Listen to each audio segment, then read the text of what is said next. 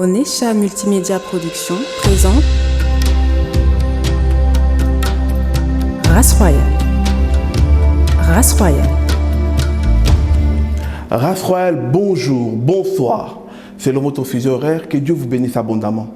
Aujourd'hui, encore une fois de plus, à la découverte du ministère, à la découverte d'un service, à la découverte d'une église. Une église qui se trouve en plein cœur de Bruxelles, qui se trouve non loin de rue Beaucourt. Vous allez comprendre, MPJ. Waouh, beaucoup de gens disent MPJ, Mission prophétique de la grâce. Nous sommes venus aujourd'hui parler avec l'ange de l'église, le pasteur Joël. Peut-être aujourd'hui tu vas découvrir le cœur de pasteur Joël. Parce qu'on a tendance à venir dans ces cultes, ce papa qui a vraiment le cœur sur la main. Il nous amène dans des temps de prière intense, de délivrance pas possible. Mais aujourd'hui, il va parler un peu de ce ministère que le Seigneur lui a confié. Ses faiblesses, ses forces, ses réussites. Et tout au long de ce travail qu'il est en train d'exercer ici en Belgique, quelles sont les leçons qu'il a tirées? On va essayer un peu de soulever tout ça. C'est pour ça qu'on ne voulait pas parler dans un plateau. Comme vous savez, maintenant vous avez déjà compris, notre concept, c'est vraiment venir là où les choses se passent. Nous sommes là à l'église MPJ où le pasteur est déjà prêt. Le pasteur est déjà prêt à nous recevoir. Comme dans son habitude, il prend toujours du temps de rester dans son bureau pour pouvoir méditer et prier et surtout se préparer pour pouvoir parler au peuple de Dieu. Alors sois attentif car tu vas comprendre un peu le mystère qui se cache derrière la Belgique. La Belgique, un pays qui vit tellement de choses. Papa, il va parler avec un cœur de berger. Qu'est-ce qui se passe aujourd'hui? Et quelle est la mission prophétique qu'à travers ce ministère, il a en fait à apporter dans cette grande nation, la Belgique. Ce temps de Covid où même les enfants de Dieu vivent la peur. Mais on va comprendre aujourd'hui comment, en tant qu'enfant de Dieu, tu pourras vivre.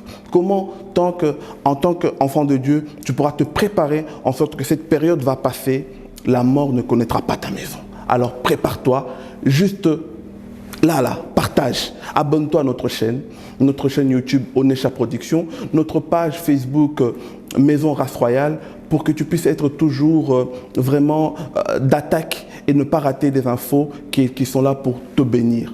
Alors suis-moi, prépare-toi, car aujourd'hui tu vas recevoir encore quelque chose, une bénédiction pour ta famille, pour ta vie. Alors sois prêt à écouter.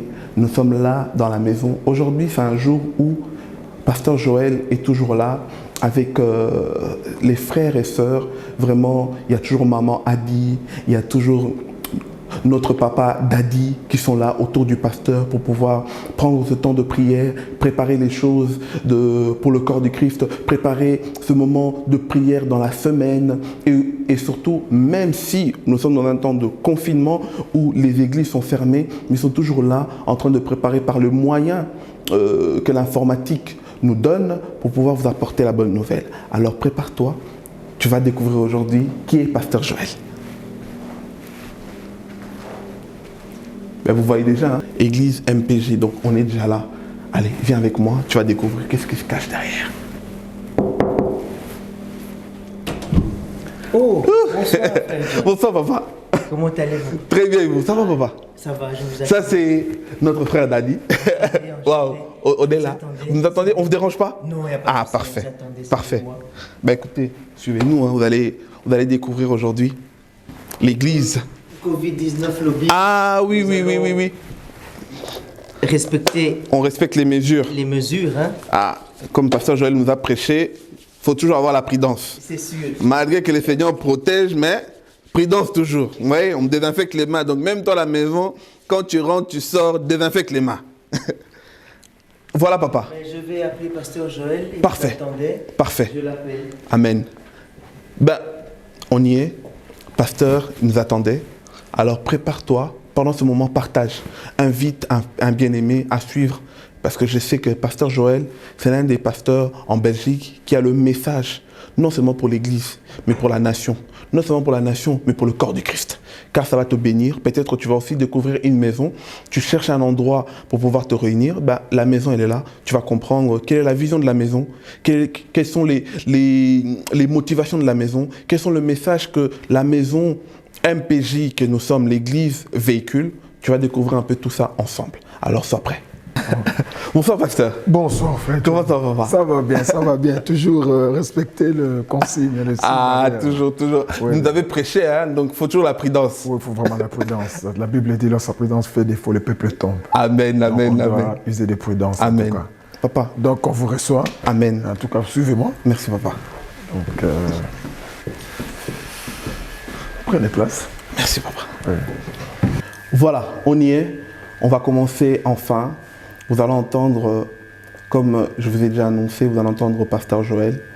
C'est vrai que tu as tendance à entendre qu'il te conduise dans le moment de prière, entendre ses prédications. Aujourd'hui, il va un peu ouvrir une autre facette de lui, parler de lui. Tu vas peut-être comprendre le parcours de notre papa. Et puis, il va aussi prendre le temps de prier pour toi à la fin. Donc, sois prêt, sois attentif, car je sais qu'à travers ce témoignage, tu vas recevoir un message, un enseignement pour ta vie. Bonsoir, papa. Bonsoir, frère John. Comment ça va? Ça va bien par la grâce du Seigneur.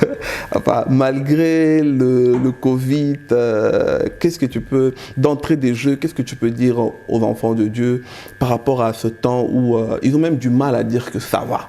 Lorsque tu entends, j'ai surtout aimé la prédication que tu as fait récemment, tu as parlé sur la peur. Qu'est-ce que tu peux encore, en quelques mots, parler encore aux enfants de Dieu par rapport à cette peur-là, de garder ce langage et de dire ça va? Merci beaucoup. Moi, je pense que, frère John, le problème, c'est que le diable lui-même, c'est quelqu'un qui alimente la peur pour pouvoir asseoir son hégémonie sur le peuple de Dieu.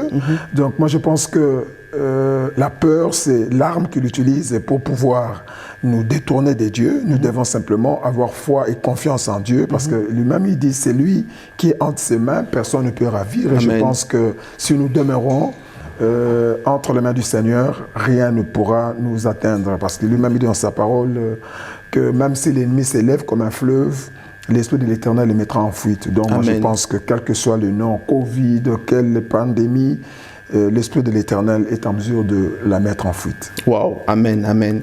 En tout cas, que Dieu vous bénisse encore abondamment pour ces paroles d'encouragement. Je sais que quelqu'un qui nous suit maintenant, qui vit dans la panique, qui n'ose même pas sortir encore, hein, parce qu'il y a des enfants de Dieu aujourd'hui, même pour aller acheter quelque chose, ils ont peur de toucher, alors que nous, on peut toucher des choses et rien ne nous arrivera. Oui, tout à fait, parce que celui qui est en nous est plus grand que celui qui est dans le monde. Amen. Et je pense que si c'est Dieu-là, ce souci même de nos pieds qui ne puissent pas chanceler, je pense qu'il ne pourra jamais accepter que nous soyons atteints, contaminés par cette maladie. Je pense que celui qui connaît sa relation avec son Dieu et surtout sa consécration avec le Seigneur, il ne peut pas avoir peur. Amen, amen, amen. Papa, alors, pour commencer, beaucoup qui nous suivent aujourd'hui vous connaissent. Il y en a d'autres aussi que ce sera une première pour eux. Et voire même peut-être il y en a ceux-là qui vous connaissent, mais ce sera une première de découvrir le cœur de Pasteur Joël aujourd'hui, parler de lui. Ouais. Alors, si tu peux te présenter en quelques mots, vraiment, parle-nous un peu de ton enfance, un peu de ton parcours avec le Seigneur pendant cette jeunesse, toutes ces choses-là, et aujourd'hui. Qu'est-ce que tu peux nous dire, papa? Merci beaucoup. Je sais que ça n'a toujours pas été facile de parler de soi-même, mais on va essayer. Je pense que je suis votre frère, votre pasteur, Joël Sendoué Mwankana, fils de Barouani Mwankana Constantin et de Sendoué Clémentine Ngoyi, tous décédés, bien entendu. D'accord. Et je suis un enfant, donc les garçons d'une famille nombreuse. Du côté de mon père et de ma mère, on est tellement nombreux que si je me mettais à citer, c'est un peu pas facile, vous savez. Et voilà, comme tout jeune homme quinois de surcroît, on a eu à passer par certains passages pas du tout catholiques comme on dit, mais je fais les études primaire, donc maternelle à l'école Flamboyant.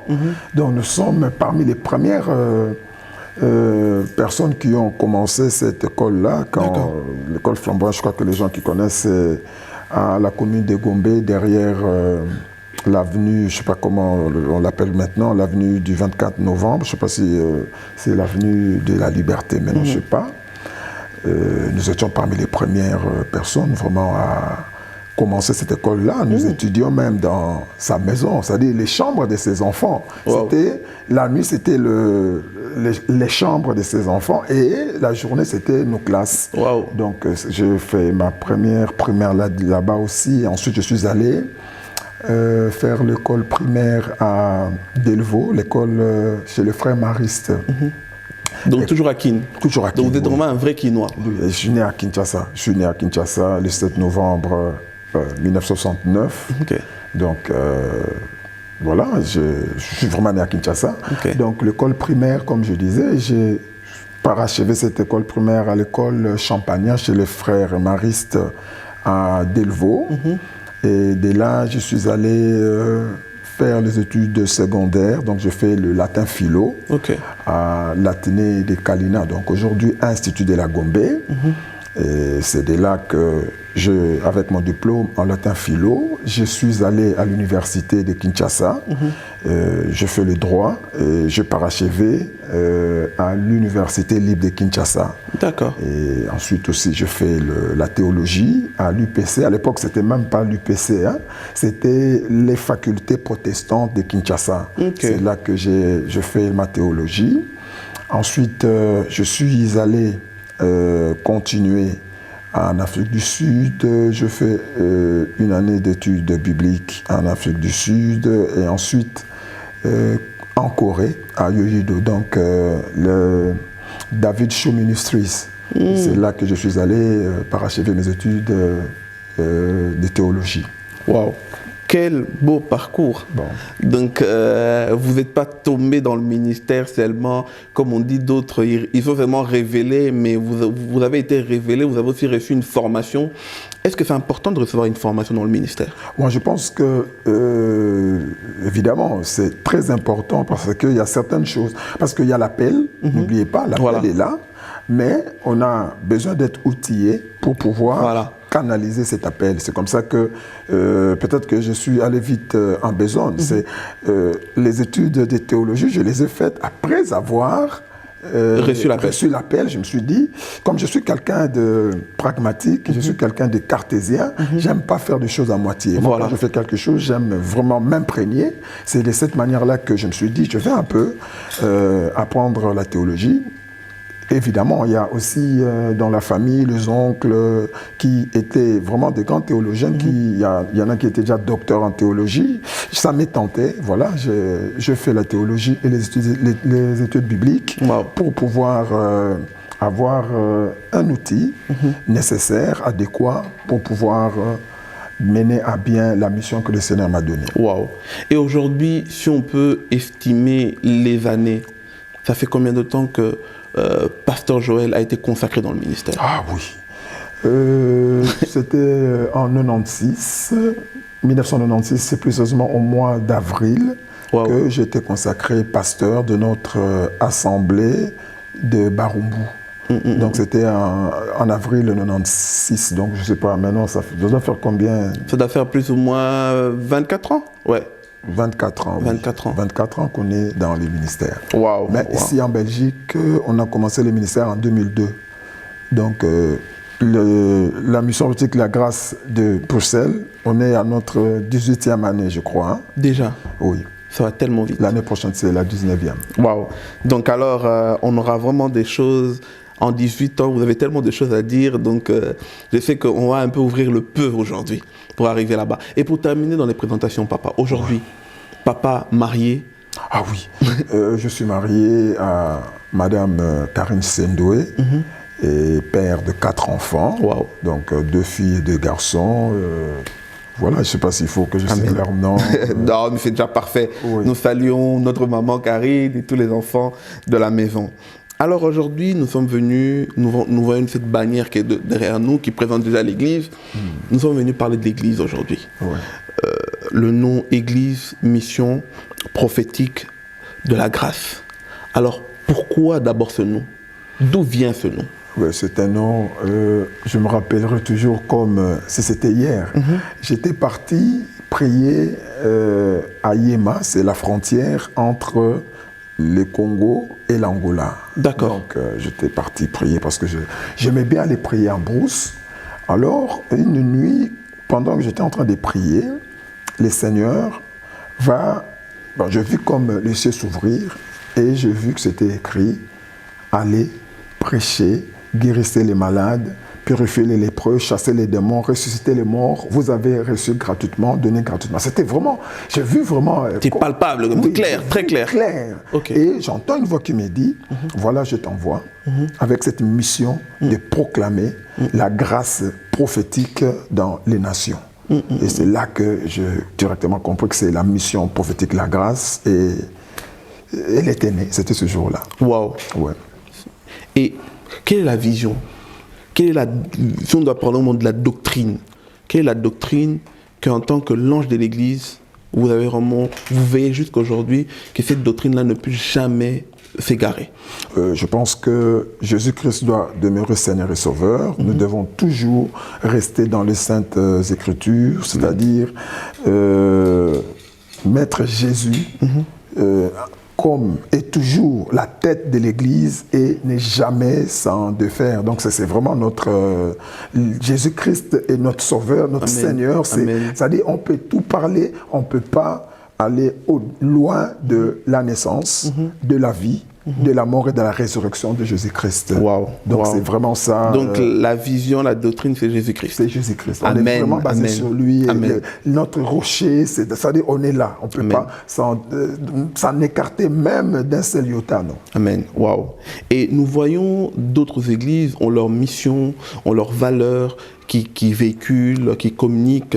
C'est même des valeurs qui impactent leur message, qui font que voilà, lorsque ce pasteur ou cette église propage la bonne nouvelle, on sait déjà que voilà, ça c'est leur touche, ça c'est leur valeur, ça c'est leur thématique qui maîtrisent. Aujourd'hui, Pasteur Joël, quelles sont les valeurs que Pasteur Joël véhicule? Merci beaucoup. C'est-à-dire, quand vous voyez déjà le nom, mission prophétique la grâce, vous comprendrez que Dieu nous a donné un message de grâce, c'est-à-dire un message qui puisse aller vers des gens qui étaient sans valeur, des gens qui étaient négligés, les gens marginalisés par la société, mais Dieu nous a donné un message pour les booster, pour leur montrer que ça ira, pour leur élever, les gens malades, abandonnés, mais leur apporter un message d'espoir, un message de victoire, de grâce, parce que vous savez, la grâce est une faveur imméritée, c'est-à-dire c'est vraiment ces messages-là. Et si vous regardez même la plupart des personnes qui m'entourent, les personnes qui servent le Seigneur, qui sont à l'église, vous verrez que c'est des gens qui n'ont pas été dans les églises, que le Seigneur a ramassé, a pris. Donc c'est vraiment ça notre mission, l'angle vraiment de... Là où nous mettons vraiment, comme on dit, au bêta-CT, c'est là. Waouh, waouh. Et nous voyons à travers vos messages, vous veillez vraiment à la maturité du chrétien. Vous ne voulez pas que, surtout, on l'entend plusieurs fois, vous ne voulez pas que le chrétien reste bébé spirituel qui dépend du pasteur. Est-il important pour vous que le chrétien puisse devenir responsable de sa propre vie? Oui, je pense que c'est d'ailleurs une des missions que nous avons au sein de la mission prophétique de la grâce, c'est-à-dire le Seigneur nous a donné la mission de gagner, de former et d'envoyer. C'est-à-dire c'est très important. Et c'est-à-dire c'est un message qui trouve son fondement, sa fondation dans la Bible. Il faudrait même que le Seigneur, il avait cela. Donc c'est-à-dire il prodiguait des enseignements pour que la personne s'émancipe elle-même et la personne puisse aller expérimenter, pratiquer, appliquer ce qu'on lui apprend. Et c'est ce que vraiment, ici, dans la mission prophétique de la grâce, nous sommes vraiment attelés à faire. Et vraiment, le Seigneur nous aide et nous arrivons à les faire avec son intervention. Waouh, waouh, waouh. En tout cas, merci papa pour ces choses-là. Là, maintenant, on va un peu rentrer. On va vous demander vraiment d'ouvrir votre cœur. Oui. En tant que papa, 18 ans. Si on peut compter 18 ans, ça veut dire que si on prend l'exemple d'un enfant qui est né, comme on dit à Lingala, Banaronguluma, à Ekoliko Tambola, et aujourd'hui, c'est un enfant qui est majeur. En 18 ans, vous avez connu tellement de choses qu'on va essayer de rentrer au fur et à mesure en profondeur lorsqu'on va parler de vos réussites et vos échecs lors de ces 18 ans. Mais aujourd'hui, d'abord, si tu peux déjà faire une synthèse en 18 ans, quelles sont les leçons que peut-être toi-même, au début, tu ignorais ces choses-là, mais le Seigneur t'a apporté ces leçons-là au fur et à mesure qu'aujourd'hui, si tu dois en citer quelques-uns, quelles sont les leçons que tu as en tirées? Merci beaucoup. Je pense que il serait mieux que je parle de toutes les années que j'ai fait dans le ministère pour que ça soit complet. D'accord. C'est-à-dire, si je vois dans mes débuts à Kinshasa, je trouve qu'il y a beaucoup de choses, beaucoup d'erreurs qu'on a commises dans le ministère à nos débuts, qui, en fait, nous ont aidés à comprendre qu'est-ce que c'était le ministère et comment est-ce qu'on devait, n'est-ce pas, se comporter pour avoir le succès, la réussite dans ce que le Seigneur nous donne. Par là, je voulais dire, j'ai une anecdote, quand on m'a donné l'Assemblée de Barumbu comme pasteur titulaire, la première chose que je me rappellerai toujours, c'était, j'avais une révélation de quelqu'un par rapport à une vie d'égarement que la personne faisait et que je l'avais appelé, comme la Bible le dit, les prophéties sont là pour exhorter, édifier et consoler. Donc je l'ai appelé en aparté, on a parlé, mais j'avais commis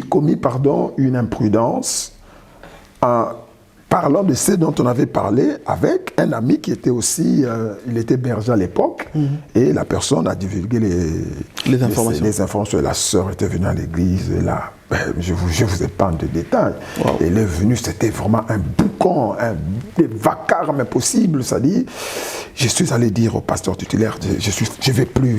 Il m'a dit non, c'est bien. C'est pour te montrer que dans les ministères, il n'y a pas d'amis, il n'y a pas d'amitié. Et quand vous avez quelque chose que quelqu'un vous confie, c'est entre vous et cette personne et Dieu. Ça s'arrête là. Wow. Et vous savez, c'est depuis ce jour-là que Dieu a tissé en moi cette attitude-là de discrétion, mais je pense que les gens qui me connaissent peuvent, je pense, témoigner de cela. Même des bêtes secrets, mais les gens se disent, mais cet homme-là, il est comment? C'est parce que ce que j'avais connu m'a tellement...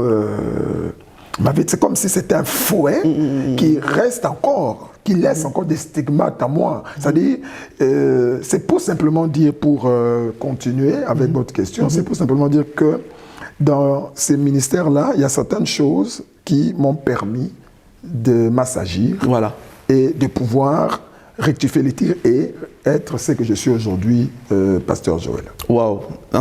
Surtout l'exemple, papa, l'exemple que tu donnes, je ne peux pas passer à côté, parce que c'est des choses qui se passent aujourd'hui. Les hommes de Dieu, les chrétiens aujourd'hui, peut-être il y en a quelqu'un qui nous suit, a peut-être quitté l'église, parce qu'il était une fois se confier à un homme, l'homme a ramené même ça dans la chair, l'homme a ramené ça sur d'autres fidèles. Aujourd'hui, en tant que pasteur, si tu dois peut-être parler à cette âme-là, qu'est-ce que tu lui dirais? Parce que peut-être à cause de ça, au lieu que la personne puisse faire aussi même la part de choses, la personne, qu'est-ce qu'elle fait? Elle a même remis Jésus en question. Qu'est-ce que tu pourrais dire à cette âme, à cette personne-là qui nous suit aujourd'hui? Merci beaucoup. J'aimerais dire à cette personne-là, elle doit comprendre que l'homme est l'homme. C'est-à-dire... les hommes sont des récepteurs. C'est comme un radio qui reçoit, mais le message peut être bon, peut être très bien fignolé, mais les récepteurs peuvent endommager les messages. C'est comme ça que je dis toujours, l'interprétation est tellement destructrice qu'il faut faire attention et faire gaffe à ça. Donc je peux dire à la personne que Jésus-Christ ne la décevra jamais. Amen, amen. Et il n'a jamais déçu quelqu'un, c'est un homme qui nous a déçus. Et aussi, il faut qu'il comprenne que la Bible n'appelle pas les hommes de Dieu des dieux, mais ce sont des hommes de Dieu. Vous voyez, ce sont des serviteurs de Dieu. C'est-à-dire, quelque part, on est serviteur, mais Dieu nous donne des capacités. Amen. Alors, il y en a maintenant peut-être qui... ont cette faiblesse-là de pouvoir blesser certaines personnes, mais Christ ne vous a pas blessé. Relevez-vous, comme la Bible dit. Regarde, là où tu es tombé, relève-toi. Relève-toi. Va vers Jésus-Christ. Il est le bon berger, l'ami fidèle. S'il y a quelqu'un qui ne peut pas nous abandonner, c'est lui. Un homme peut nous décevoir. Un homme, qui qu'il soit, pasteur, prophète, apôtre, docteur, évangéliste, il peut vous décevoir, Amen. mais Dieu ne déçoit jamais. Et c'est comme ça, j'aime bien, je suis congolais, hein, j'aime bien les lingala. On n'a jamais vu quelqu'un dire na longwe Yesu, na tiki Yesu. On dit na longwa église, pour dire on ne peut jamais abandonner Christ parce que lui, il ne nous décevra jamais. Amen, amen. Alléluia. Wow, amen. Donc c'est vraiment ça. Donc si ça peut aider quelqu'un, gloire au Seigneur. Amen. Wow. Alors papa, lorsque tu es arrivé en Belgique, tu as commencé ce ministère, aujourd'hui 18 ans, quelle est la valeur ajoutée que MPJ veille encore une fois de plus et qui a rajouté dans le corps du Christ en Belgique? Merci beaucoup. Moi, je pense que quand nous sommes arrivés en Belgique, bon, il y avait quand même des églises qui étaient déjà là. Voilà. Peut-être je n'aurai pas le temps de pouvoir les citer toutes, mais il y avait déjà des églises comme la Nouvelle Jérusalem, il y avait l'IBB qui était là.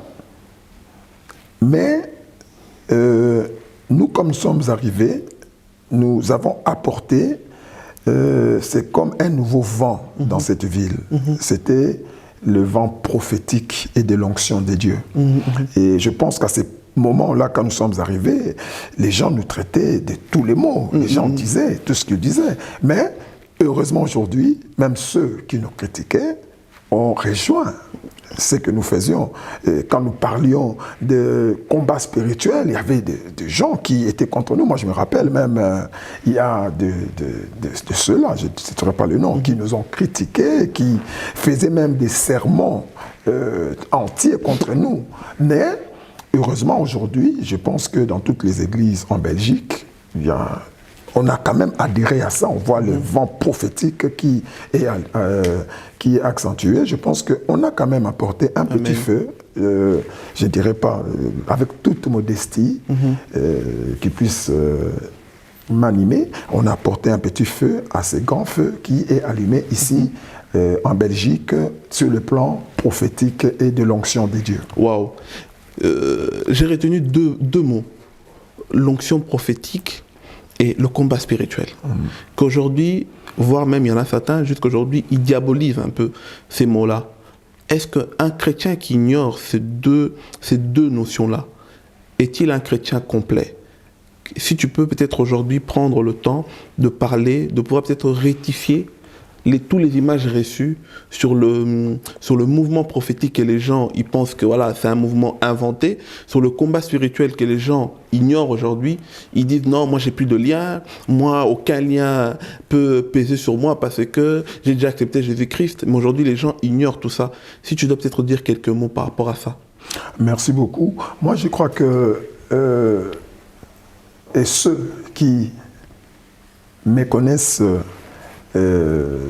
ces enseignements-là des combats spirituels et même ceux qui les reconnaissent, nous tous, nous avons un même Seigneur, c'est Jésus-Christ de Nazareth. Amen. Mais ce que je peux dire aujourd'hui, c'est que si nous prenons la Bible dans Jean chapitre 8, lisez à la maison, vous comprendrez que Jésus-Christ s'est adressé aux Juifs. Il leur a parlé de Dieu, il leur a dit, je ne viens pas de moi-même, c'est lui qui m'a envoyé, c'est Dieu. Et les Juifs qui étaient là étaient frappés par ce qu'il disait. Qu'est-ce qui se passe? Ces gens-là acceptent Jésus-Christ comme Seigneur et Sauveur. Ils adhèrent à ce qu'il disait. Vous savez, les Juifs, c'est pas facile. C'était terrible, ils connaissaient la parole. Ils connaissaient. Ils ont accepté. Maintenant, Jésus-Christ leur dit, vous connaîtrez la vérité et la vérité vous affranchira. Ils ont dit, ben non. Comment est-ce que la vérité doit nous affranchir? Parce que nous n'avons jamais été esclaves et nous sommes les descendants d'Abraham. Abraham n'a jamais été esclave. Voilà. Vous voyez, mais Jésus-Christ a dit une réponse que j'aimerais dire à quelqu'un qui peut-être on lui dit, il n'a pas besoin de combats spirituels, il n'a pas besoin de ceci. Mais ces gens-là, c'était des Juifs, c'était des descendants d'Abraham direct. Ils ont dit, Jésus leur a dit, celui qui se livre au péché est esclave du péché. Amen. Alors ils ont compris qu'ils avaient besoin de délivrance. Alors, si quelqu'un est esclave de quelque chose, c'est qu'il est incapable de lui-même s'en défaire. Donc, il doit vraiment combattre pour s'en défaire. Il y a des alliances que nos familles ont contractées, nos arrière-grands-parents, nos parents, et ça peut nous atteindre. Alors, comme ces gens-là, Jésus leur a dit, c'est lui qui est esclave du péché. Celui qui se livre au péché est esclave du péché. Donc, je pense aussi que méconnaître les combats spirituels aujourd'hui, ce serait entrer dans le... C'est une erreur terrible. Dans la ruse du diable. Voilà. Parce qu'il y a des gens qui meurent. Moi, j'ai quelqu'un de ma famille qui était un bibliste, un théologien. Comme je vous dis, il était docteur en théologie. On était en train de prier à la maison, il y a une révélation qui est sortie. J'étais à l'époque pas encore pasteur, j'étais berger. Mon pasteur, le prophète Jérémie, a dit, Dieu m'a montré que la personne veut aller se faire opérer en Afrique du Sud, mais si elle part, elle va mourir parce que c'est le diable. Nous sommes allés lui dire. Parce que quelqu'un qui m'aimait beaucoup, qui avait beaucoup d'affects avec moi, après, quand on lui a dit, bon, c'était un homme très poli, il a dit en tout cas merci, j'ai écouté, mais quand il leur a dit de partir, il m'a dit non, ne t'en fais pas, moi je connais la Bible, ce n'est rien, moi je ne peux pas, ça ce sont des choses que vous dites. Mais je vous dis, il est parti en Afrique du Sud. Il n'était pas revenu, il est mort dans cette intervention. Vous voyez, c'est-à-dire, c'est l'ignorance. C'est comme la Bible le dit dans Osée 4,6, mon peuple périt parce qu'il lui manque la connaissance. Donc, c'est-à-dire que personne ne vous trompe, il y a des alliances qui nous réclament et nous devons tout faire pour nous en défaire. C'est par la prière. Donc moi, je pense que le combat spirituel n'est pas dépassé. Quelque chose à sous-estimer. C'est pas quelque chose à sous-estimer, c'est vraiment quelque chose que nous devons prendre au sérieux. Malgré qu'on a des années dans le Seigneur, c'est quelque chose vraiment, le chrétien doit toujours prendre en compte ça. C'est-à-dire, on peut avoir fait des années dans le Seigneur, mais il faut comprendre, c'est comme une voiture. Il y a l'amortissement. Il y a un moment où la voiture, après avoir roulé, il faut faire l'entretien, on fait les vidanges d'huile, on fait tout. C'est comme ça aussi. C'est-à-dire, un chrétien, quel que soit le temps qu'il a fait dans la vie chrétienne, il doit se remettre en cause. Voilà. Parce que peut-être, pendant qu'on a reçu le Seigneur, parce que ces gens dont nous parlons, si nous allons dans la Bible, Actes chapitre 5, la Bible nous parle de Ananias et Saphira. Ben, ces gens-là, ils avaient le Saint-Esprit, ils avaient reçu Jésus-Christ comme Seigneur et Sauveur. Si vous allez Acte 2, vous allez voir, quand la puissance de Dieu était descendue, la Bible dit qu'il y avait des gens qui étaient là, qui ont entendu la parole, qui ont accepté et ils se sont fait baptiser. Parmi ces gens, il y avait Ananias et Saphira, sa femme.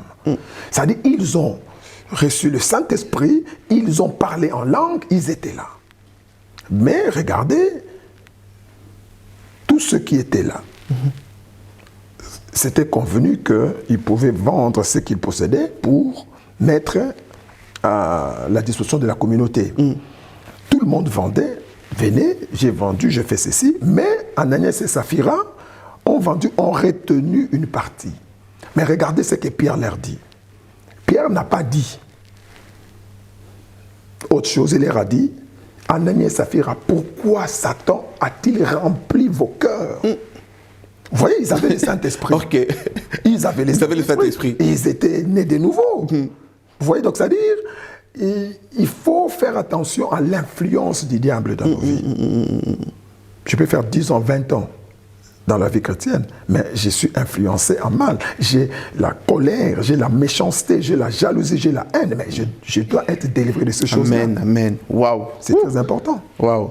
En tout cas, bien-aimé, toi qui nous suis, parce que peut-être tu penses que tu attends seulement que les sorciers viennent te montrer des choses, or que peut-être tu vis dans la colère.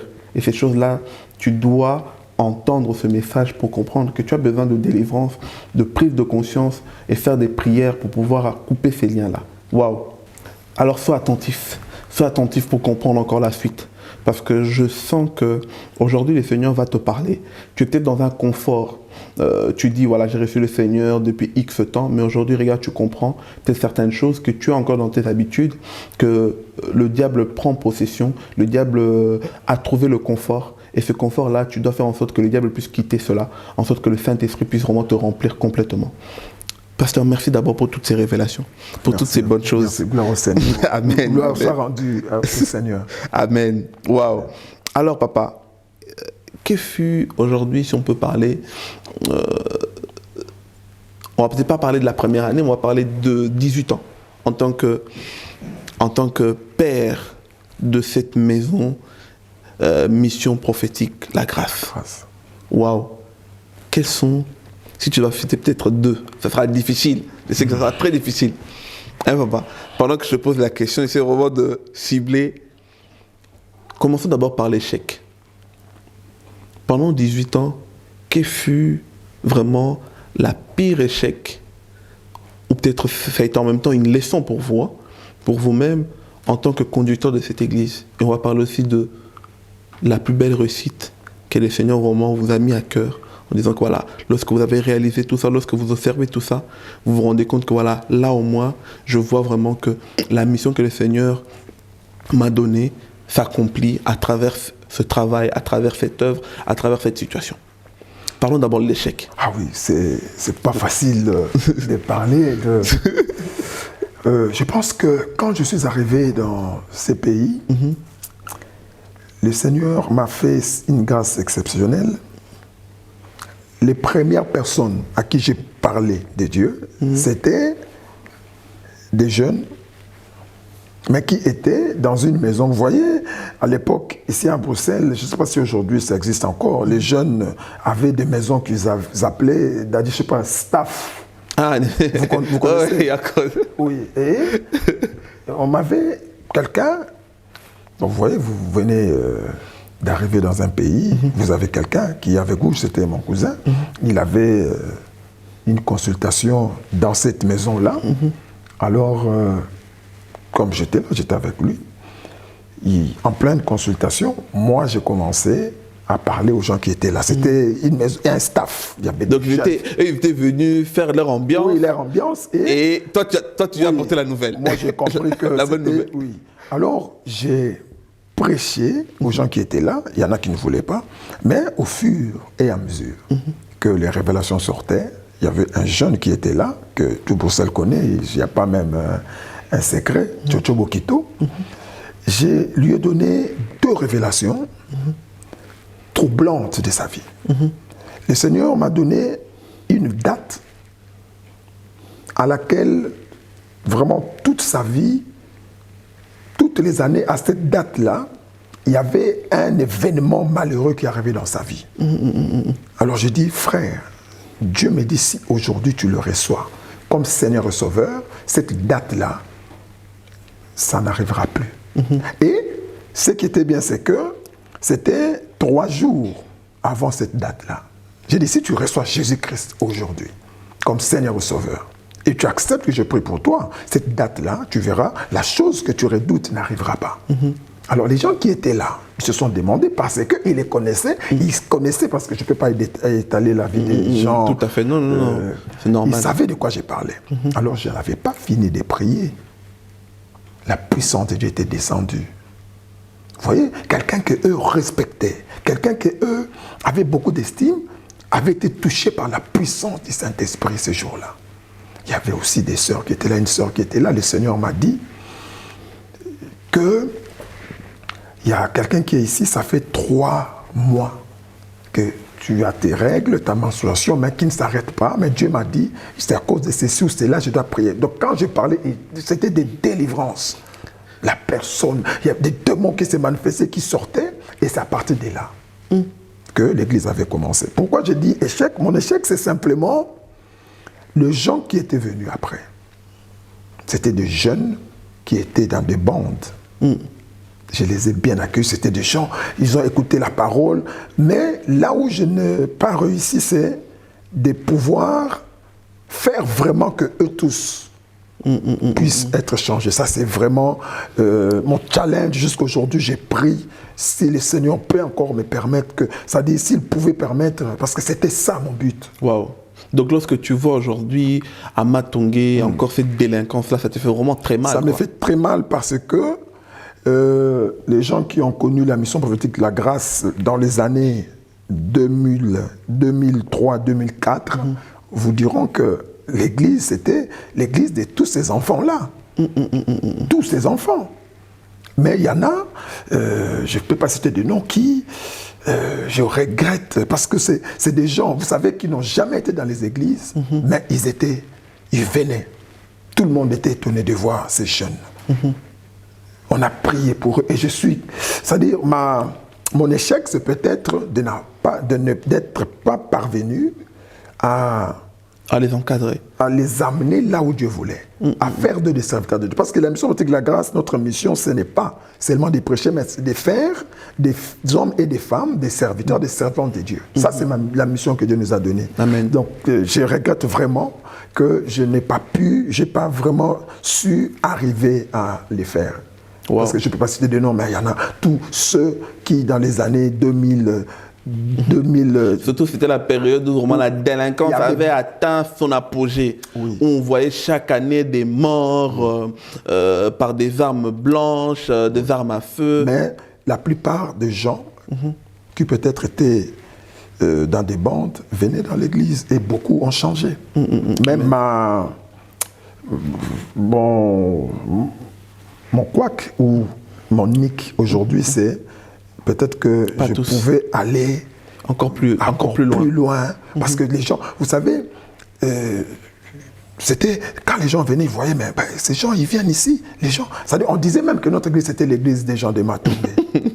Ah, ok. Ils disaient, mais qu'est-ce qu'il a comme onction, qu'est-ce qu'il a pour gagner sous ces gens-là? Or, Dieu m'avait donné vraiment cette capacité-là. Je regrette vraiment de n'être pas parvenu vraiment à en faire tous des serviteurs, des servants de Dieu. Mais je sais que par la grâce du Seigneur, la sémence qui est chacun d'eux est en train de travailler et les miracles continueront à s'opérer. Waouh, amen, amen. Alors, la réussite, papa. Ah oui, la réussite. La réussite, c'est, je ne sais pas, je crois que le fait déjà que l'on soit là jusqu'à aujourd'hui, c'est une réussite. Parce que les amen. gens, je me rappelle quand on a commencé, parce que j'ai commencé avec des gens qui ne connaissaient rien de la parole de Dieu.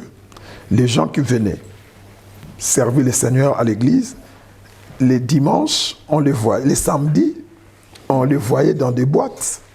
On les voyait. Alors tout le monde disait, mais cette église-là, on ne leur donne pas même des mois. Il y en a qui modéraient avec des boucles d'oreilles. Les gens disaient, mais cette église... Mais moi, je connaissais la mission que Dieu nous avait donnée. Dieu travaillait avec ces enfants-là et après quelques temps, tous avaient changé. Tous, même le frère Dadi que vous voyez, c'était des gens, je ne peux pas parler des gens ici, mais il peut même témoigner. Wow. Il y en a beaucoup, les Francis, tous ceux-là. Donc le Seigneur a fait vraiment qu'ils changent. Il y avait beaucoup même des sœurs qu'on voyait dans des boîtes, qui étaient... Mais par la parole de Dieu, d'autres disaient, mais ces pasteurs-là, comment ils peuvent... Non, moi je savais que Dieu m'avait dit d'amener la grâce. Amen. Et c'est par la grâce qu'aujourd'hui, ils sont là. Il y a même ceux qui sont des pasteurs à Paris, qui ont des grands ministères. Il y en a vraiment que c'est ça ma fierté. Je crois le fait qu'on soit encore jusqu'aujourd'hui maintenu avec des filles, des frères et sœurs qu'on disait Bako Pengwaka, Bako Sani, mais ils sont toujours là. Et je me dis c'est ça ma plus grande réussite de faire que les gens s'attachent, soient ancrés dans le Seigneur. Waouh. Amen, papa. En tout cas, ça, ce sont des bonnes choses. Il nous reste encore 2 questions avant qu'on vous laisse vraiment le temps de prier pour le corps du Christ. Aujourd'hui, d'abord la première, c'est la deuxième, ça va nous amener dans la prière. La première, ça serait aujourd'hui, le corps du Christ est très mal vu. Aujourd'hui. beaucoup d'hommes, beaucoup de femmes sont tellement déçus par le corps du Christ et que, comme vous avez dit au début, hein, les hommes, au lieu de tourner leur regard vers Christ, ils ont tourné beaucoup leur regard vers les hommes, vers les problèmes, vers les réactions que les hommes de Dieu ont eues envers eux. Si tu dois encore reconforter encore quelqu'un en disant que voilà, je pense qu'avec le message déjà qu'ils ont entendu, ils ont compris déjà que non, là où il y a des faux, il y a aussi des vrais. Des personnes qui sont en train de faire des missions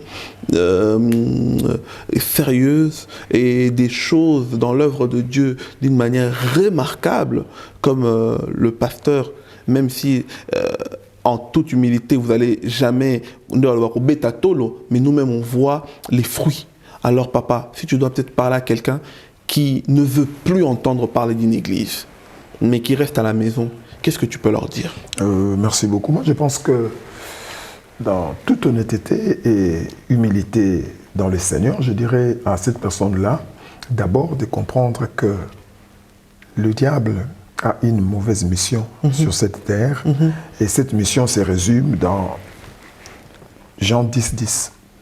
Le voleur ne vient que pour dérober, égorger et détruire. Le but du diable, c'est de nous éloigner parce qu'il sait que tant que nous sommes dans la présence de Dieu, tant que nous sommes en communion avec le Seigneur, il ne peut rien contre nous. C'est pour cela qu'il doit... C'est comme le... Vous voyez, bon, je suis vraiment un quinoa, j'aime bien donner des exemples. Vous voyez les conis, quand on met le feu, c'est-à-dire, le fait de pouvoir enlever un à un les bûches, petit à petit, vous allez voir, il y aura le feu. Mais après, il n'y aura plus de feu, il y aura la fumée, il y aura la poussière.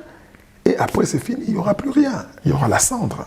C'est pour simplement dire à quelqu'un, ne baisse pas les bras par rapport à tout ce qui peut arriver. Sache que ce qui t'est arrivé, il y a des gens avant toi qui avaient vécu ça, mais le Seigneur les a relevés. Ce que tu dois faire, c'est regarder vers Jésus-Christ, qui est le consommateur de ta foi. Amen. Ne regarde pas vers les hommes, ne regarde pas vers les circonstances. Si tel t'a déçu, mais Jésus-Christ ne t'a pas déçu, commence d'abord par renouveler ta confiance, ta communion avec Christ. Tu verras à partir de cela le goût de la prière que tu as perdu. Parce que je comprends, quand quelqu'un est frustré, quand quelqu'un est abattu, c'est-à-dire ça détruit même l'engouement que la personne avait. Vous voyez, on connaît ces choses.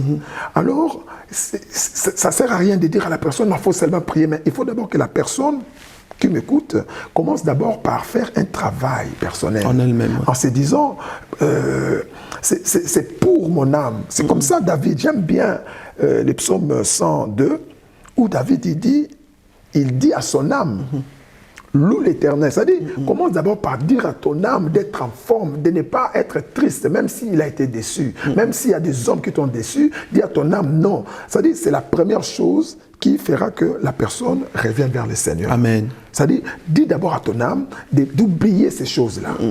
Si un homme t'a déçu, si c'est une femme de l'église, un homme d'église, c'est un homme, mais Dieu ne t'a pas déçu. Amen. Mais il faut d'abord enlever. C'est comme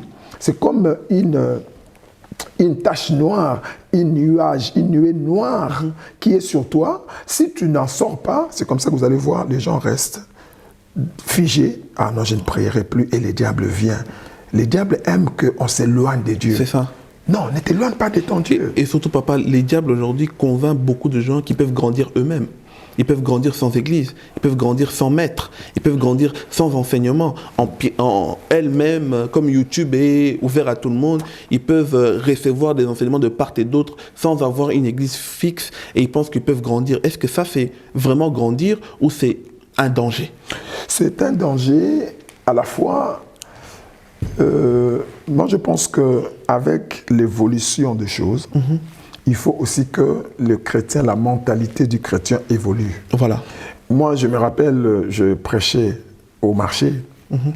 Chaque matin, j'allais au marché, je criais.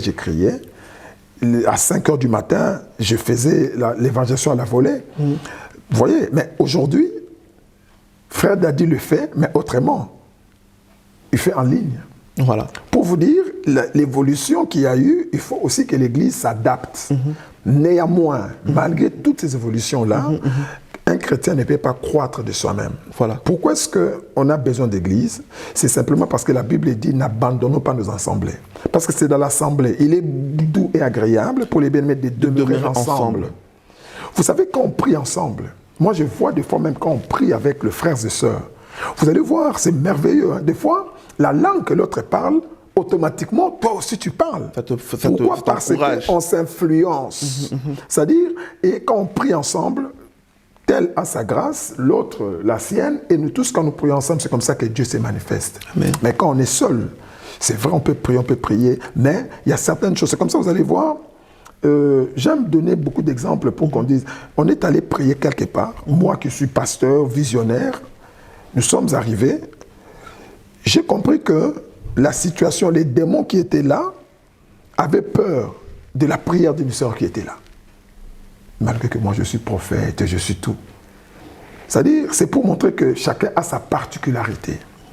Toi, tu ne peux pas rester à la maison, dire que je n'ai pas besoin des autres. Tu as la particularité que tu as avec l'autre, quand on mélange, il y a l'explosion et le diable a peur de ça. C'est comme ça qu'il veut nous éloigner, nous diviser. Non. Si l'autre, ça n'a pas été parce qu'il t'a déçu, c'est normal. Fais d'abord un travail d'oublier cela. Demande que le Saint-Esprit. Parce que, vous savez même, David, Psaume 51, David, il dit, Seigneur, si j'ai péché contre toi-même. Ne me retire pas le Saint-Esprit. Vous savez, les diables aiment attrister le Saint-Esprit pour nous atteindre. Quand on reste à la maison, parce que tel m'a fait ça, nous faisons l'œuvre du diable parce que c'est ce qu'il veut. C'est ça. Et il ne veut pas te détruire toi, il ne veut pas détruire l'autre, mais c'est toi qu'il veut détruire. Or, pour que tu ne sois pas détruit, abandonne peut-être la personne, ou parce que la Bible dit si la main gauche est une occasion de chute pour toi, coupe-la. C'est-à-dire, tu ne vas pas couper ta main, mais tu dois te débarrasser de ceux ou celles qui sont des pierres d'achoppement pour toi. Mais il y a quelque part quelqu'un qui a les bras ouverts. Amen. Dieu a préparé pour t'aider à cheminer. Parce que la vie chrétienne, c'est un cheminement. C'est-à-dire, on doit marcher chaque jour. On apprend chaque jour. Il y a quelqu'un qui est prêt à t'aider dans ce cheminement, quelque part. Je ne dis pas moi, mais quelque part. Prie. Mais rester seulement sur YouTube, sur ceci, je me dis c'est difficile parce que il y a des enseignements que les gens prennent des cours. Il y a des enseignements qui sont réservés aux adultes. Mais si toi tu es enfant, tu es encore au lait maternel, tu prends, vous voyez là où c'est mauvais dans des enseignements qu'il y a sur Internet. Vous voyez, à l'église par exemple, je sais là où je pars avec tout le monde. Et je comprends que non, ça c'est le lait approprié. Le problème aussi c'est ça. Quand on suit trop les enseignements, peut-être que ces enseignements-là ne sont pas mauvais, mais ce n'était pas le temps de l'entendre. Voilà. Vous voyez, c'est ça le problème. Et les chrétiens, ils ne veulent plus entendre ça. Personnellement, quand nous avons cru, parce que moi, je vous ai dit, je suis cartésien, je fais latin philo. Moi, c'est quelqu'un qui, quand on me parlait de Dieu, je mettais toujours dans la philosophie. La logique. Dans la logique. Vous voyez, si, j'ai toujours dit à mon épouse, maman Karine, si j'avais cru en Jésus-Christ dans ces périodes-ci, je pense que je ne serais pas pasteur, je serais retourné au monde. Parce qu'il y a, c'est-à-dire quelqu'un qui vient, parce qu'à notre époque, c'est-à-dire vous venez d'apprendre à aimer Jésus, à recevoir Christ, mais vous ne suivez que le lait maternel. Vous n'avez pas, mais aujourd'hui, quelqu'un qui vient d'apprendre de recevoir Jésus-Christ comme c'est il veut déjà servir Dieu. Il veut déjà servir. Il veut déjà écouter ce que les gens disent. Il veut déjà écouter l'eschatologie, il veut déjà apprendre.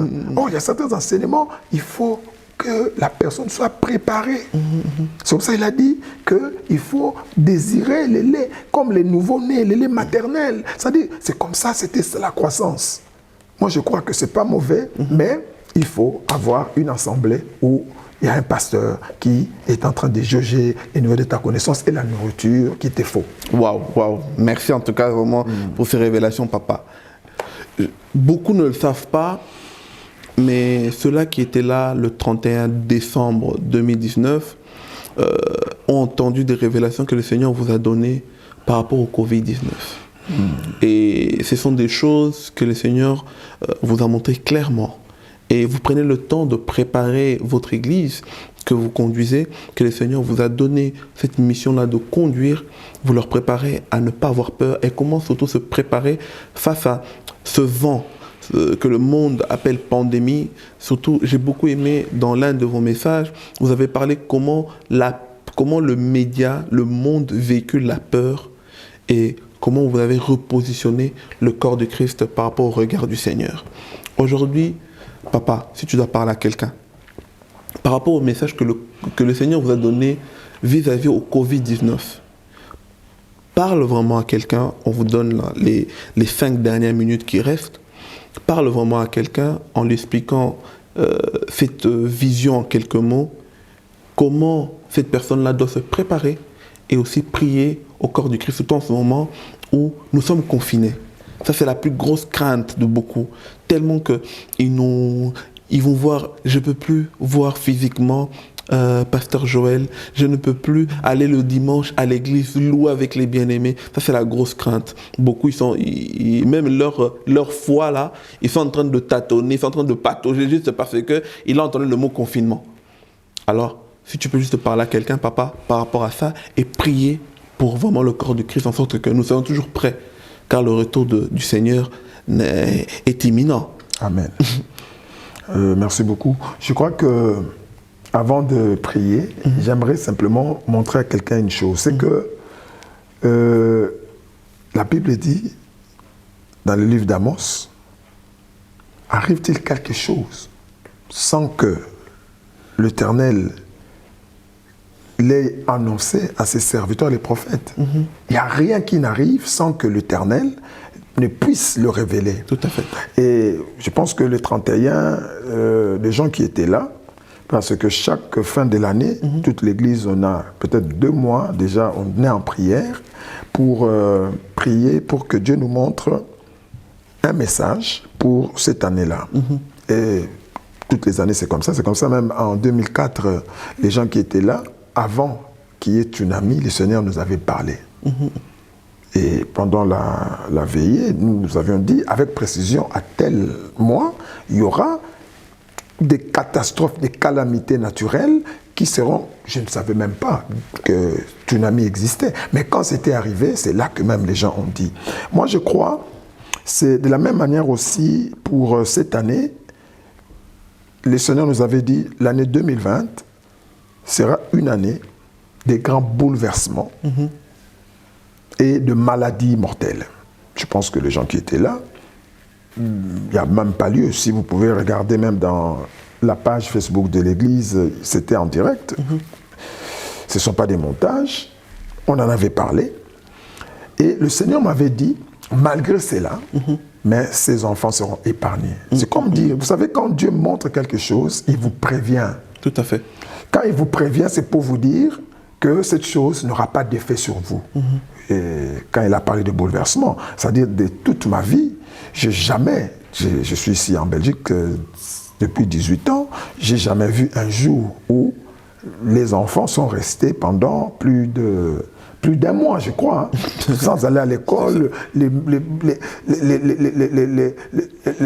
travails, il n'y avait pas, tout était bloqué, les usines, les frontières fermées. C'était vraiment là un bouleversement à l'échelle mondiale. Mais ce que je peux dire à quelqu'un, il ne faut pas céder à la panique. Vous avez un Dieu qui gère la situation, qui a les contrôles à main. Il vous dit, je ne permettrai pas que tu sois tenté au-delà de tes forces. Amen. Vous savez, tout ce qui nous arrive, bien-aimés, ne tombez pas dans la dépression, ne tombez pas dans ce que le monde veut aujourd'hui nous amener. Cette psychose, la peur. Est-ce que moi, est-ce que non? C'est lui qui est entre les mains du Seigneur, personne ne peut le ravir. Amen. Et je sais, si Dieu nous avait montré cela, c'est ce que je dis même aux enfants de la mission de la grâce et à tous ceux et celles qui m'écoutent. Si tu écoutes ce que je te dis aujourd'hui, entre dans l'alliance d'invulnérabilité et d'invincibilité de Jésus-Christ de Nazareth, tu verras que 1000 tombent à tes côtés, 10 000 à ta droite, tu ne seras jamais atteint. Amen. Parce que Dieu, quand il révèle quelque chose, il fait quoi? Il enlève déjà ce qui pouvait faire mal. Et je vous dis, nous serons épargnés au nom puissant de Jésus-Christ. Tu ne seras pas atteint, même si cette maladie s'élèvera comme un fleuve, l'Esprit de l'Éternel le mettra en fuite. Ce que tu dois faire, c'est avoir la foi en ton Dieu. Amen. Ne vois pas les choses. Vous voyez, dans la Bible, même les espions que Moïse avait envoyés pour explorer Canaan, les autres ont eu peur parce qu'ils ont regardé les fils d'Anak, comment ils étaient géants, mais par rapport à eux, mais par rapport à ton Dieu, ils sont rien. Et je te dis, tsunami par rapport à ton Dieu est rien. Ton Dieu tient tout entre ses mains et cette pandémie-là, Covid-19, c'est rien par rapport à ton Dieu. Amen. Je vais dire aussi à quelqu'un qui me suit, c'est Dieu, lorsqu'il y a eu ces pics-là, au mois de mars, où les gens mouraient, où même les gens que tu connais sont morts, même les gens que tu côtoyais sont décédés. Si Dieu n'a pas permis que tu meurs, je te dis, tu ne mourras pas. Amen. Même dans ces pics dont tu parles. Amen. Ça dit, ce que tu dois faire, c'est croire à ton Dieu. Ce Dieu-là n'est pas incapable d'achever ce qu'il a commencé. S'il a commencé par t'épargner, épargner ta famille, il continuera. Je veux que tu dises Amen avec moi, parce que c'est sa parole. Amen. Amen. Si tu crois cela, il faut commencer d'abord par avoir la foi à la grandeur de ton Dieu et non aux paroles de peur que les médecins, que les spécialistes véhiculent. Amen. Il faut simplement regarder vers ton Dieu. Bien-aimé, c'est lui. Il dit même nos cheveux qui tombent sont comptés. Moi, quand je vois cela, je dis, si c'est Dieu-là se soucie de nos cheveux, c'est que moi, personne ne peut me toucher. Amen. Et je sais que c'est lui qui est entre ma vie, personne ne peut les toucher. Nous allons entrer en 2021 en paix, dans la joie. Personne ne va manquer à l'appel parce que ton Dieu est plus grand que celui qui est dans le monde. Amen. Amen. N'aie pas peur. Amen, papa. Que 1000 tombent à tes côtés et 10 000 à ta droite. Tu ne seras jamais atteint. Amen. Ce que tu dois faire, ma soeur, mon frère, c'est de t'accrocher à ton Dieu. Amen. De voir la grandeur de ton Dieu. Ne vois pas la grandeur du monde. Le monde n'est rien devant ton Dieu. C'est lui qui décide. Wow. Et j'aimerais qu'on puisse prier ensemble. Amen. Amen. J'aimerais qu'avant que tu pries, bien-aimé, réconcilie-toi avec ton Dieu. Parce que beaucoup, à cause peut-être de la peur de cette maladie, beaucoup ont dit des choses qui n'étaient pas dignes. Beaucoup ont douté même de la grandeur de leur Seigneur, de leur Dieu. Bien-aimé, nous allons demander pardon. Nous allons nous réconcilier. Peut-être que ma soeur, mon frère, tu as peur, mais toi-même tu sais que la vie que tu mènes n'est pas conforme avec ton Dieu. Seigneur, je veux que tu pardonnes cet homme, cette femme. Yahweh, papa, ta main n'est pas courte pour aider, ni tes oreilles dures pour entendre. Ce sont nos péchés qui mettent une barrière entre toi et nous. Seigneur, la peur est entrée dans nos familles parce que nous péchons. La peur est entrée dans nos vies, dans la société, parce que la société est dans le péché. Seigneur, ôte les péchés de toutes les maisons qui vont me recevoir aujourd'hui. Ôte la force du péché et que ton sang pardonne toutes les familles. Yahweh, papa, tu as dit, mon peuple ne sera plus jamais dans la confusion. Alors j'enverrai mon esprit sur toute chair. Yahweh, pour que tu touches, il faut que nous soyons sanctifiés. Sanctifie les hommes et les femmes qui sont là avec moi, Seigneur. Les femmes qui vivent dans le péché, les hommes qui vivent dans le péché, pardonne-les, Seigneur. Et en ce moment, Seigneur, comme ils sont pardonnés, c'est ta parole qui me dit, heureux l'homme à qui l'Éternel n'impute plus ses fautes. Seigneur, comme tu les as pardonnés, tu peux les toucher, tu peux les protéger. Seigneur, protège cet homme, protège cette femme qui me suit en ce moment, qu'il soit lié par ton sang précieux de Jésus-Christ, pour que Yahweh, que 1000 tombent à ses côtés, 10 000 à sa droite, qu'il ne soit jamais atteint au nom puissant de Jésus-Christ. Et je déclare, Seigneur, que cet homme ne sera pas touché, même si la maladie frappe en plein midi, la contagion, elle ne sera pas touchée. Cet homme et cette femme ne seront pas touchés, parce que Yahweh, papa, ils sont la prunelle de ton œil. Je te bénis, papa. Je te rends grâce au Saint-Esprit. Merci, merci. Je prie aussi pour cet homme, cette femme qui s'est éloigné de toi parce qu'il a été déçu. Seigneur, redonne-lui la force de se relever. Redonne la force à cette femme abandonnée de se relever parce que Yahweh, elle a besoin de toi. Yahweh, redonne l'espoir à ceux qui n'en ont plus. Redonne la vie à ceux, Yahweh, papa, qui ne croient plus en la vie. Au nom puissant de Jésus-Christ, les gens qui sont malades, Seigneur, enseigne ces moments, qui ont reçu, Seigneur, les avis des médecins. Je veux que la guérison miracle s'opère dans leur vie en ces moments, au nom puissant de Jésus-Christ de Nazareth. Yahweh, nous voulons, Seigneur, qu'à travers cette prière, qu'il y ait des témoignages des hommes et des femmes qui vont être, Yahweh Papa, touchés par toi, au nom puissant de Jésus-Christ. La peur, tu n'as plus rien, tu as été vaincu. Amen. Et au nom puissant de Jésus-Christ de Nazareth, je te bénis. Papa, je laisse qui par tes saintes mains. Yahweh, ce travail est grand. Et Seigneur Jésus-Christ, sans ton appui, ils ne peuvent rien. Bénis, Seigneur, bénis, bénis, bénis, Seigneur. Ouvre des grandes portes, Seigneur. Que Yahweh, cette mission, Yahweh, Papa, cette équipe puisse, Yahweh, Papa, être bénie. Que cette équipe, Seigneur, s'élève, s'élève. Yahweh, comme ton nom est élevé au-dessus de tout nom, que ça soit élevé. Yahweh, Papa, que l'audimat, Seigneur, puisse monter, augmenter. Oh, donne l'huile, Seigneur, des joies. Répands-lui des joies, Seigneur Jésus-Christ. Au nom puissant de Jésus-Christ de Nazareth, nous avons ainsi prié. Nous te disons gloire et louange à toi, Seigneur Jésus-Christ. Amen. Amen. Merci papa. Amen. Merci pour ces paroles de bénédiction. C'est la première fois, mais c'est pas la dernière fois. Papa, on a coutume en fait de demander quel est votre personnage préféré dans la Bible et votre verset préféré dans la Bible. Vous n'allez pas les décortiquer. Vous allez juste donner le personnage et la Bible et le verset. Ah oui. Les gens qui me connaissent savent que j'aime bien l'exemple de cette femme qui avait la perte de sang. Pendant 12 ans, Wow. Dans toutes mes prédications, les gens qui me connaissent peuvent vous dire, je reviens toujours. Les gens qui me connaissent de Kinshasa, d'Afrique du Sud, Cape Town, Corée, partout, peuvent attester. Je peux tout parler, mais je n'arrête jamais. Je ne peux pas passer sans parler de cette femme-là, parce que ça reflète ma vie. C'est vraiment... quand la femme a vu que tout... Elle avait fait, c'était rien, mais ça ne lui restait que Jésus-Christ. C'est ça. Donc, je pense que c'est ça les personnages et les versets qui reviennent souvent dans mes sermons. Est-ce que, papa, tu promets à la famille Corps du Christ, tout le corps de Christ qui nous suit, qu'on va revenir parler de ça? Oui, pourquoi pas. J'aimerais vraiment, avec plaisir. Amen. Avec plaisir. En tout cas, soyez bénis, bien-aimés. Vous qui nous avez suivi en ce moment, si vous vous demandez les coordonnées de l'église, on va prendre le temps, on va remettre vraiment en dessous dans la description de cette vidéo YouTube que vous nous suivez. Alors soyez branchés, soyez connectés, toujours au même endroit, à la même heure. Que Dieu vous bénisse abondamment. À très très bientôt, au revoir.